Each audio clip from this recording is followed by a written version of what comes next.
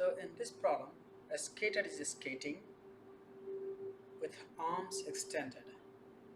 And now, if she pulls her arms back, what would happen to her angular velocity? We need to find this one out. Okay. So if there is no external torque acting onto the system, the total angular momentum of the system remains constant. This is called the conservation of angular momentum.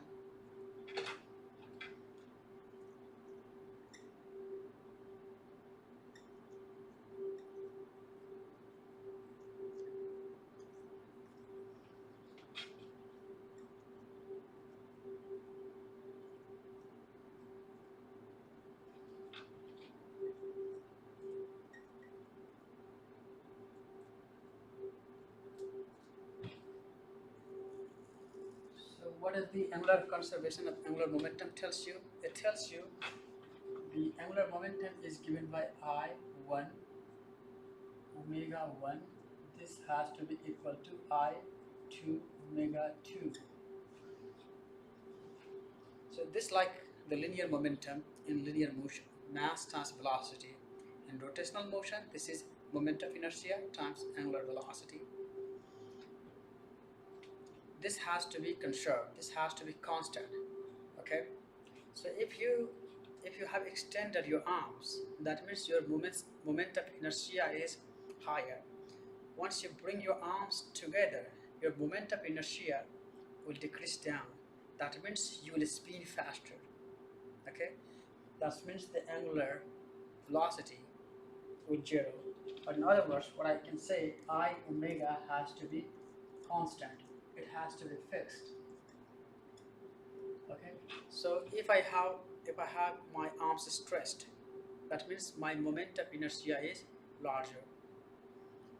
And if I bring my arms closer, my moment of inertia will decrease.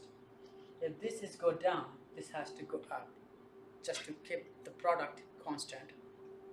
Okay, so that's why, like, I mean, when you see a skater, when the when she brings some arms closer, it spins faster.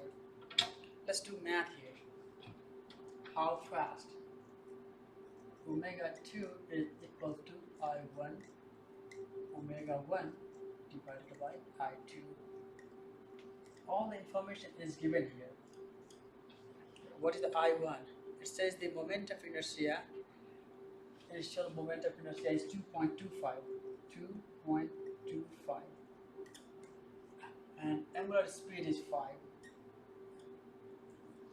And her moment of inertia when she brings her hand back is 1.80. 1.80. Once you put all the numbers, you'll get is 6.25 radian per second. This is the angular velocity.